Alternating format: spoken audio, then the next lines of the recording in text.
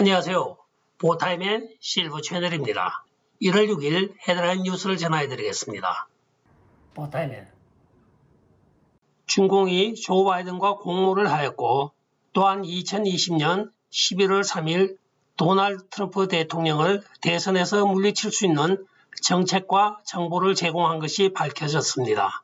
헌터 바이든이 수리를 맡기고 찾지 않아서 소유권이 컴퓨터 수리점에 넘어간 것에 실렸던 내용 일부 중에 2020년 미국 대선에서 조 바이든이 도널드 트럼프 대통령을 이기기 위한 전략과 정보를 중국 공산당이 조 바이든에게 보낸 것이 드러났습니다.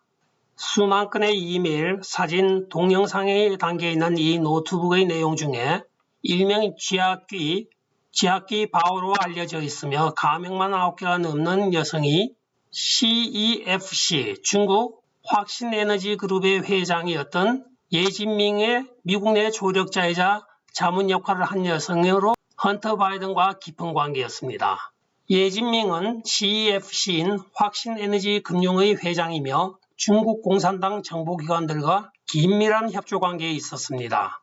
CEFC의 정책과 금융, 해외 공작의 일환으로 헌터 바이든과의 합작 투자 회사를 만든 것이 바로 BHR로 불리는 보하이 RST입니다. 한편 연락처인 지아바오는 중하이대학 출신으로 헌터 바이든과 깊은 연인 관계를 맺는 공작에 성공하였으며 이에 따라 중국 공산당은 지아바오가 바이든 일가와의 친밀한 관계를 이용하여 CCP의 공작을 지아바오를 통하여 헌터 바이든, 진 바이든, 조 바이든 일가에게 이메일을 통한 지시를 하달하게 됩니다. 폭로된 이메일 내용에 의하면 헌터 바이든에게 너 개인의 삶이 중요하니 언론 따위는 신경 쓰지 말라고 하며 중국 속담에 적은 항상 내 약점을 찾으려고 하니 신경 끄고 너 자신의 일이나 열심히 하라고 지시를 하며 시작된 편지입니다.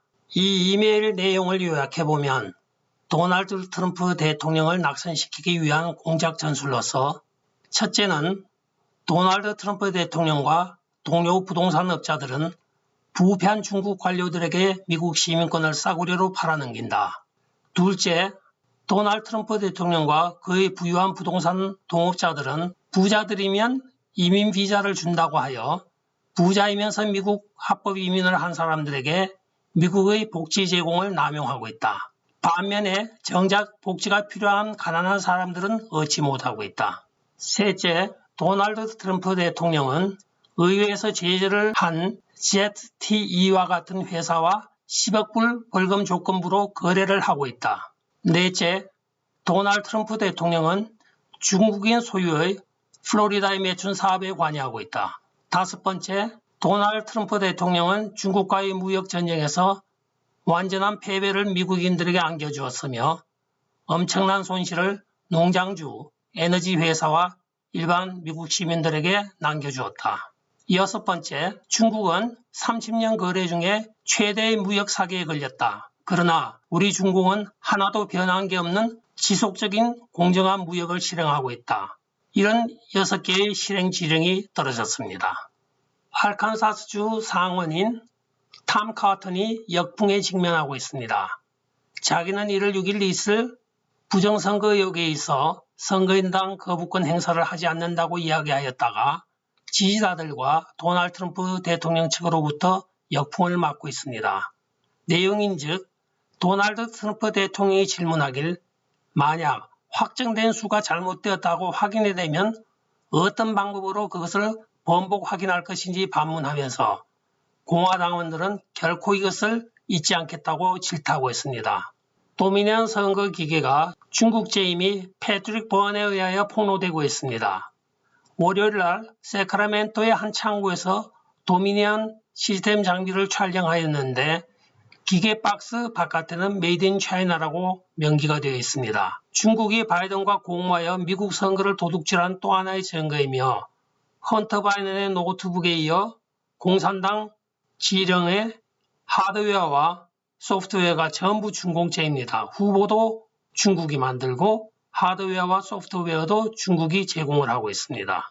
CNN과 ABC에서 조지아 상원 투표 현황을 생중계하는 과정에 공화당 후보인 데이빗 펄듀어의 득표수가 213만 535표에서 212만 5,535표로 내려가는 기현상이 또 생중계가 되었습니다. 이에 대하여 도널드 트럼프 대통령은 트윗하기를 도미니언 보링 시스템이 표 쏟아붓는 프로그램을 작동한 모양인데 몇 표가 더 필요한지 지켜보자며 트윗을 하고 있습니다. 한편 ABC 뉴스에서는 공화당 폴듀 후보의 표가 77만 4,723표에서 74만 2,323표로 바뀌어 3만 2,400표가 줄어드는 기현상이 생중계가 되기도 하였습니다. 네, 조지아주 상원 투표 개표 현장입니다. 이렇게 박스에 담겨진 파쇄된 많은 투표용지가 있으며 이 사진을 찍었더니 경찰이 사진 내어놓으라고 해서 실갱이를 하였다고 합니다. 또한 개표 도중에 밤이 늦었다고 전부 집으로 돌아가라고 해서 다 돌아가 버렸답니다. 미국 역사상 개표 도중에 멈추고 그 다음날로 넘어간 적이 없습니다. 하여간 예상치 못하였던 전혀 보지도 듣지도 못했던 현상이 미국 전역 곳곳에서 많이 일어나고 있습니다. 지난번 대통령 선거에서 나타났던 그 부정의 유형 그대로 답습을 하고 있습니다. 똑같은 현상을 지금 계속 반복하면서 부정을 저지르고 있습니다. 공화당원이면서 DVS 로비스트로 일하고 있는 브라이언 캠프 주지사 선거 캠프의 전 매니저였던 제럴드 토마스가 조지아 주정부와 VDS의 1억 700만 불 계약을 추진한 것으로 밝혀졌습니다. DVS는 도미니언 보링 시스템을 말하고 있습니다.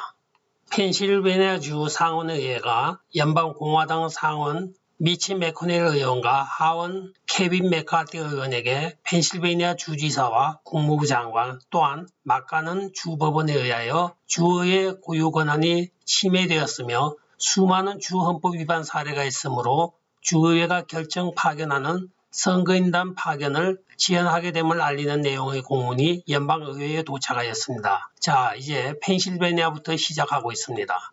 시청해 주셔서 감사합니다.